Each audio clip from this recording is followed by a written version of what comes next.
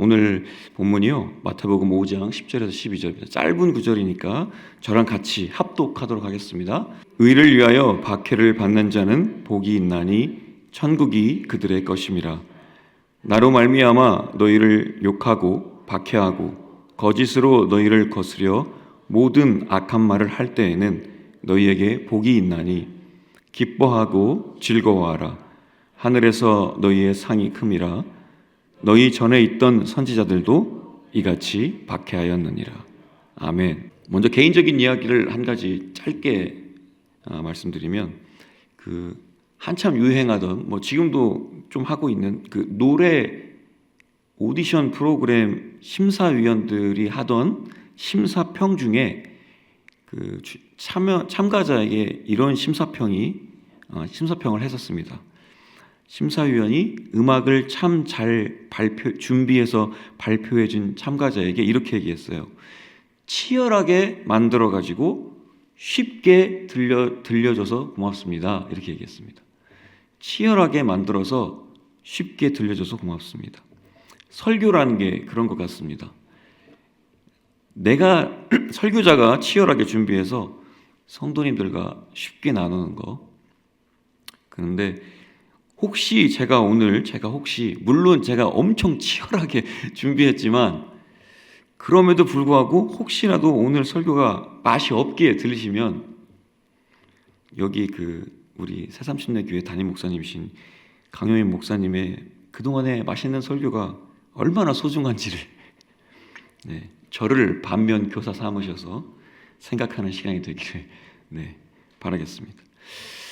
예수님이 사역을 시작하시면서 침례 요한에게 침례를 받으시고, 이제 그 뒤에 하나님의 나라가 곧 가까워졌음을 선포하시고, 그 뒤에 이제 사람들을 한 명씩 만나면서 제자를 삼으시고, 다니는 곳마다 만나는 사람들에게 계속해서 하나님의 나라에 대한 가르침을 시작하시면서, 동시에 이 땅에서 육체적으로 정신적으로 고통받는 사람들을 회복시키셨습니다.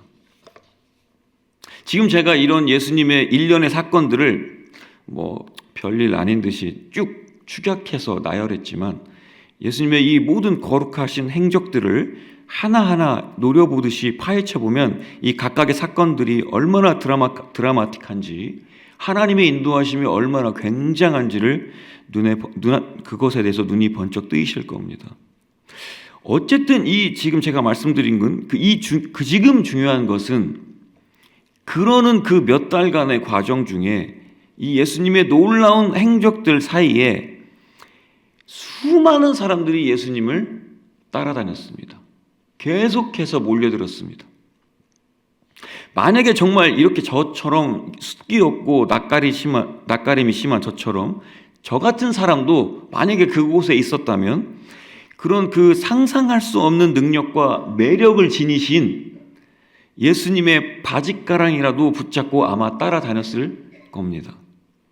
자, 그런데 너무 많은 사람들이 어쨌든 너무 많이 몰리다 보니까 예수님이 한동안 조용한 곳이 필요하셨습니다. 그래서 산에 올라가셨습니다. 사랑하는 제자들과 함께. 그리고 오늘 이 마태복음에만 있는 그 유명한 산에서의 설교, 잘 아시죠? 마태복음 5장에서부터 7장까지에 걸친 산상수훈을 시작하십니다.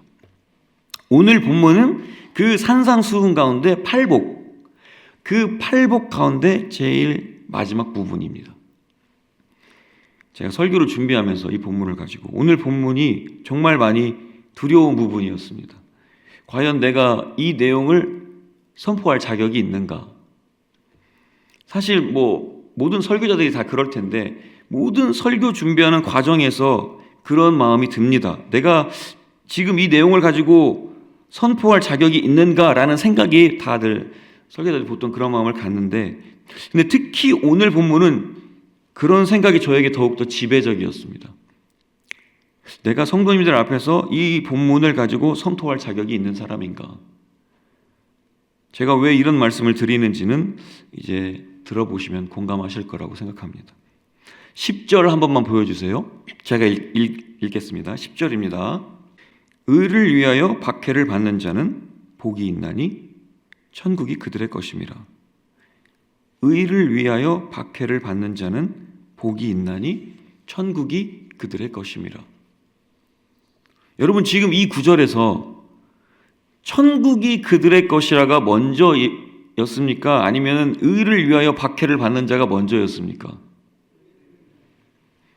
그 순서를 헷갈리시면 안 됩니다.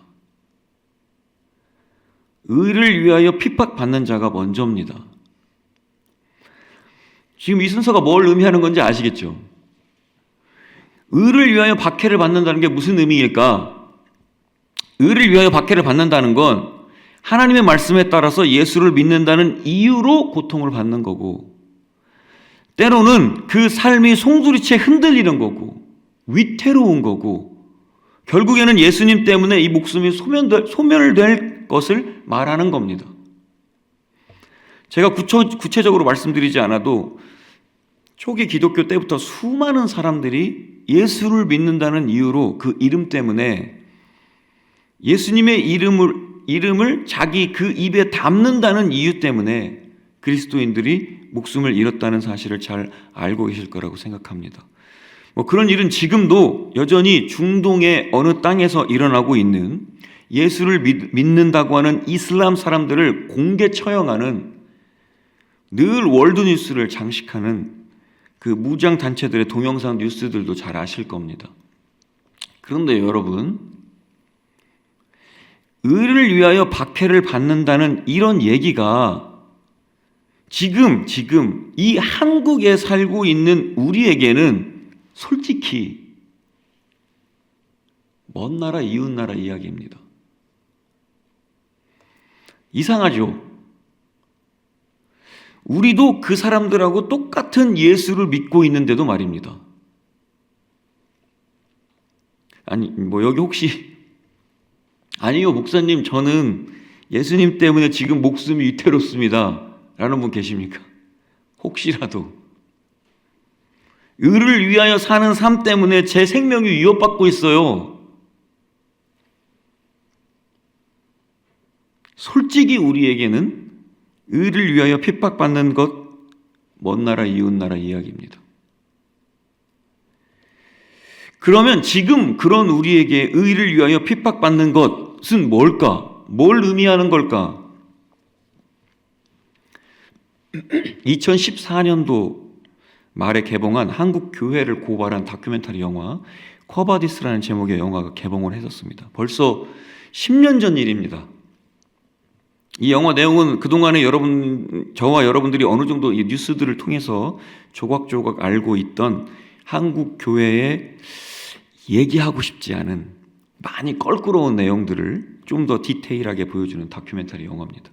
3,100억 교회, 500억 경매교회, 교회 세습, 기독교의 돈과 권력, 정치, 목사들의 성 문제, 돈 문제, 그 영화에서 보여주는 한국 교회들은 마치 중세 교회로 회귀하는 게 아닌가 싶을 정도로 보여집니다. 계속 보다 보면 설마 지금 교회에서 구원을 돈 주고 예전에 과거에 그들처럼 구원까지 돈으로 사고 팔고 하는 게 팔고 있지 않을까라는 생각이 들 정도입니다. 여러분, 그 영화가 2014년도 고발 영화입니다. 그래서 10년이 지난 지금은 어떨까요? 한국 교회가 많이 바뀌었을까요? 그때보다 더 심각한 욕바지가 되어가고 있습니다. 여러분, 우습게도 지금 이 땅의 교회가 하나님께서 자신의 아들인 그리스도의 피로 세운 이 교회들이 의를 위하여가 아니라 돈을 위하여 박해를 받고 있습니다. 교회가 기업이 되어버린 시대, 그 나라에서 지금 우리가 살고 있습니다. 목사님, 그거는 돈이 너무 많은 그들의 문제죠. 우리 교회는 그럴 정도로 그렇게 돈이 많지 않아요. 그건 그들 스스로가 그런 결과를 자초한 것 아닙니까? 지금 그 사람들 때문에 우리까지 피해보고 있어요. 정말 그렇게 생각하십니까? 정말 그게 그렇게 그들만의 문제라고 생각하십니까? 문제는 저도 걸어다니거나 운전을 하면서 보이는 서울과 경기도의 그 비싼 땅에 우뚝우뚝 서 있는 수천억, 수백억 그 교회들을 부러워한다는 사실입니다. 만약에 제 손에 그들만큼의 돈이, 아니 그 반만큼이라도, 반의 반만큼이라도 쥐어졌다면 저는 어떻게 했을까요? 여러분의 손에 그 돈이 쥐어진다면 여러분들은 어떻게 하셨을 것 같습니까? IQ 160에 미국 MIT 수학과 컴퓨터공학 전공을 하고 하버드 경영대학원 MBA를 취득하고 실리콘밸리 엔지니어이면서 보스턴 헤지펀드 분석가였던, 지금 제가 말씀드린 이런 이력을 보듯이 그렇게 잘 나가던 살만 칸이라는 사람이 자기 직장에서 사표를 냅니다. 이유는 멀리 살던 사촌 동생을 위해서 유튜브로 원격 수학 과외를 하던 중에 주변의 다른 아이들까지 그 수학 과외를 시청하려고 몰려들었기 때문입니다. 구독자가 어느새 수만 명이 되고 그것에 책임감을 느낀 이 칸이라는 사람이 회사에 사표를 낸 거고 무료 교육자가 되기로 한 겁니다. 이게 수익이 없는 비영리 단체였지만 인터넷만 있으면 가난한 사람들에게 동등한 교육을 해줄 수 있다는 점이 그의 가슴을 뛰게 만들었기 때문입니다. 근데 이제 운영을 해야 되니까 돈이 필요하잖아요. 그래서 여러 기부단체에 도움을 요청했는데 대답들이 없었나 보죠. 그러다가 빌 게이츠 아시죠? 마이크로소프트의 빌 게이츠, 이 사람의 자녀들이 그 칸 유튜브를 보면서 공부하는 그 모습을 발견했고, 그걸 통해서 교육의 미래를 봤다면서 빌 게이츠가 칸을 위해서 재단을 설립해 줍니다. 어쨌든 그렇게 성장한 이 칸 아카데미는 현재 유튜브 구독자가 거의 900만 명에 육박하고 있고, 이제 수학뿐만 아니라 유기화학, 예술, 역사, 천문학 가리지 않고 전부 다 여기저기 여러 과목을 다 8,000개가 넘는 무료 강의를 제공하고 있습니다. 혹시 여기에 이제 공부에 목말라 계신 분은 유튜브에 칸 아카데미를 검색하시면 모두 다 무료로 강의를 들으실 수 있습니다. 문제는 영어로 들으셔야 됩니다. 제가 이 칸의 이야기를 길게 한 이유는 바로 이 칸 이야기에 달린 댓글 하나 때문입니다. 댓글. 이 칸이라는 사람의 열정이 가득하고 뛰어난 두뇌를 가지고 있고 엄청난 도전 정신, 대단하고 위대한 사람, 제가 이런 걸 여러분들에게 지금 말씀드리고 우리가 그걸 같이 본받아요, 이런 말씀을 드리려고 지금 이 얘기를 하는 게 아니에요. 그냥 그 사람 이야기에 달린 댓글 하나 때문이에요. 칸 이야기에 달린 댓글이 이렇게 되어 있었습니다. 역시 빌 게이츠, 진짜 세상에 빛이 되는 사람이다. 역시 빌 게이츠, 진짜 세상에 빛이 되는 사람이다. 제가 이 댓글을 보고 뒤통수를 맞은 것 같았습니다. 여러분, 빌 게이츠가 예수를 전한 것도 아니고 예수님 이름으로 교회를 세운 것도 아니고 단지 그가 가진 돈을 조금 더 세상에 이롭게 했던 것 뿐인데, 역시 빌 게이츠, 진짜 세상에 빛이 되는 사람이다.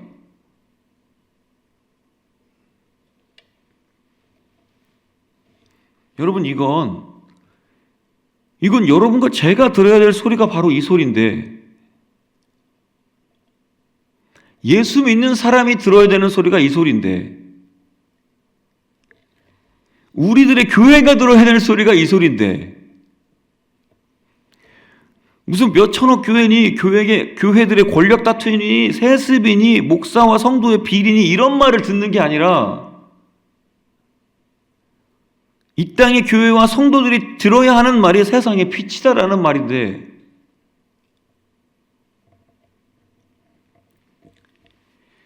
제가 듣고 싶은, 늘 갈망하는, 그리고 추구하는 꿈의 칭찬이 이런 겁니다. 야, 경석이, 네가 우리 모임의 빛이다. 우리 모임의 소금이다. 네가 정말 너 때문에 내가 예수를 믿어. 하나님께서 너를 내게 보내신 것이 정말 기적이다.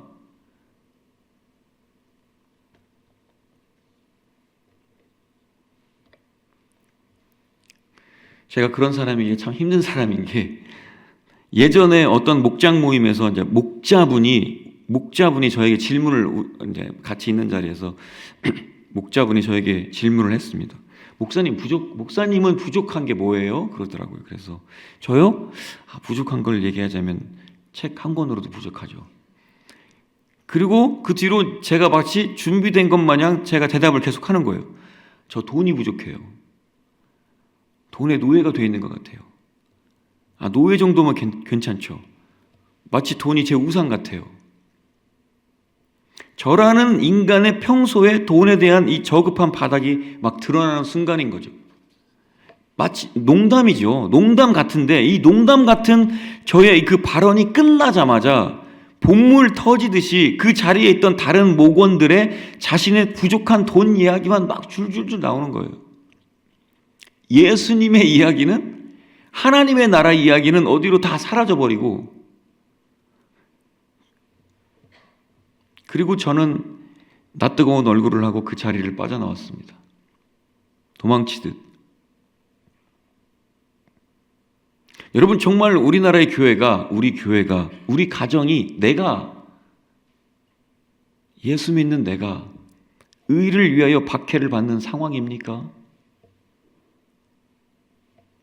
냉정하게 내 주변을 돌아보십시오. 지금 내가 당하고 있는 이 나의 고통이, 내가 당하고 있다고 하는, 겪고 있다고 하는 어려움이, 고난이 정말 의를 위하여입니까? 예수님 때문입니까? 아니면 돈 때문입니까? 이렇게 질문을 할 수도 있죠. 어떻게 항상 의를 위하여 박해를 받고 삽니까? 어떻게 항상 예수님 이름 때문에 고통받고 삽니까? 근데 오늘 본문 12절에서 그 고통과 어려움에 대해서 이렇게 이야기합니다. 12절 한번 보여주세요. 제가 읽겠습니다. 시작부터 뭐라고 해요?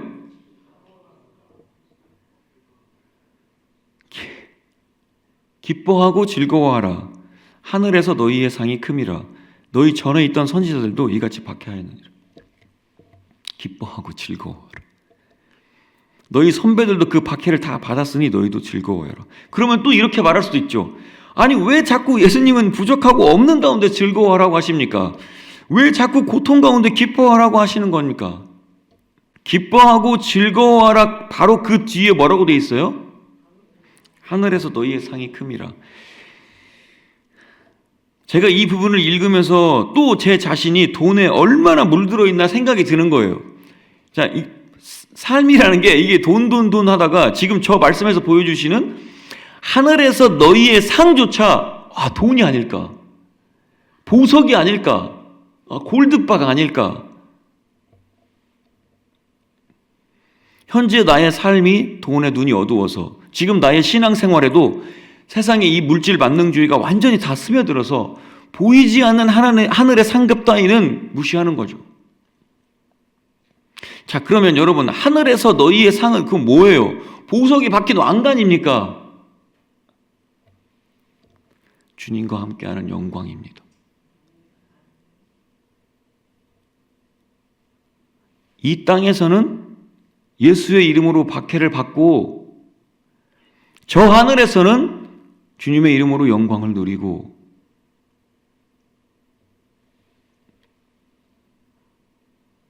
제가 앞에서 말씀드린 다큐멘터리 그 코바디스라는 영화의 내용 안에 부정부패로 얼룩진 목사님에게 이제 어떻게 찾아가서 인터뷰를 했습니다. 그 인터뷰어가 그 목사님에게 이렇게 질문하는 거예요. 목사님이 처음에 교회를 개척했을 때 그 천막으로 만들어진 교회의 시절을 기억하고 계시지 않아요? 그때 그 마음으로 돌아가실 수는 없는 거예요? 이 질문을 우리에게 해볼까요? 여러분, 처음 예수님의 이름 때문에 가슴 떨렸던 때를 기억하십니까? 처음 예수님의 이름 때문에 삶의 두려움이 사라졌던 때를 기억하십니까? 처음 예수님 이름만으로 만족했던 그 시간을 기억하십니까?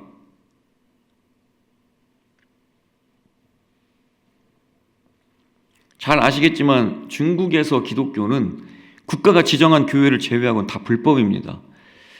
그나마 국가가 지정한 교회에서도 공산주의를 반한 설교를 절대 할 수가 없습니다. 뭐 아시듯이 예수님의 말씀이라는 게 이 독재를 무너뜨리고 구원으로 인한 말 그대로 자유가 가득한 말씀인데 그런 내용을 빼고 설교를 하라뇨? 교회가 아닌 거죠. 그래서 중국의 복음주의 선교들은 다 어디에 있습니까? 다 지하에 있습니다.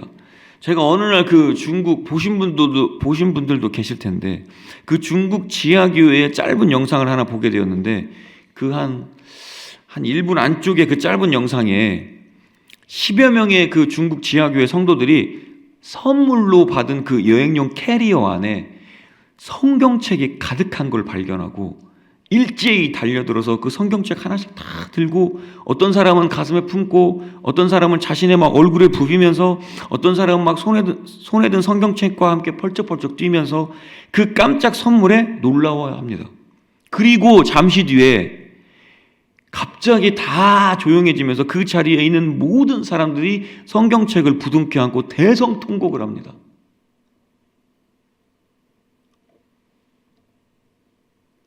여러분, 그 사람들이 톨스토이의 죄와 벌을 선물 받고 온 게 아니에요. 뭐 해밍웨이의 노인과 바다를 받고 온 게 아닙니다. 섹스피어의 리어 왕을 받고 그 책을 받고 온 게 아니에요. 그들은 예수님을 가슴에 안고 눈물을 흘린 겁니다. 그들이 그 지하교회에서 기쁨으로 즐거움으로 오늘 말씀처럼 담대히 의를 위하여 박해를 받은 후에 받은 하늘의 상급이 성경책이에요. 하나님의 말씀이었습니다.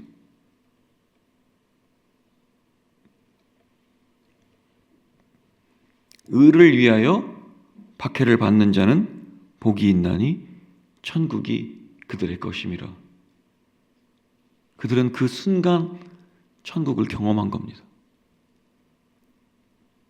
여러분과 저는 지금 어디에 서 있는 겁니까? 설교를 마무리하겠습니다. 먼저 그 나라와 의를 구하라. 그리하면 이 모든 것을 너희에게 더하시리라. 성도님들 머릿속에 막 가득한 말씀이죠. 보통 사람들은 지금 이 구절에서 집중하는 말이 너희는 먼저 그 나라와 그 의를 구하라. 그리하면 뭐예요? 그런데 이 구절에서 이 모든 것에 집중하면 우린 실패하는 거예요.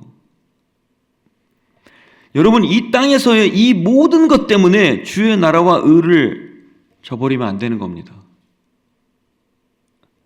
물론 이 말씀처럼 하나님께서 약속하셨어요. 분명히 이 모든 것을 우리에게 더해 주신다고 약속하셨는데 정말 여러분께서 그 앞에 주의 나라와 의를 구하셨다면, 정말로 그랬다면 여러분, 그리 아니하실지라도 만족하는 거예요. 그의 나라와 그의 의를 구한 것, 그걸로 만족하는 거예요. 그것이 의를 위하여 산 자들의, 그리스도인이라고 불리우는 자들의, 하나님의 자녀라고 하는 자들의 지금 여기 이 땅, 여기 이 세상 앞에서의 온전한 모습입니다. 이런 생각을 해봤습니다. 사람들이 저를 싫어하는 이유가 동시에 저를 좋아하는 이유가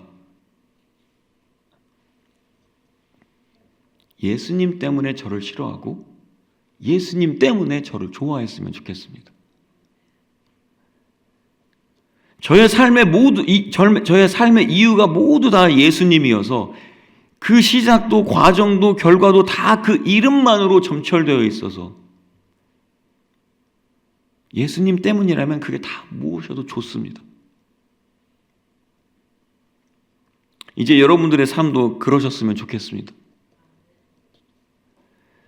다른 이유 때문이 아니라 오직 예수님 때문에 칭찬받고 예수님 때문에 핍박받는, 의를 위하여 핍박을 받고 의를 위하여 천국을 소망하는 진정한 참 그리스도인들이 되시기를 간절히 바라겠습니다.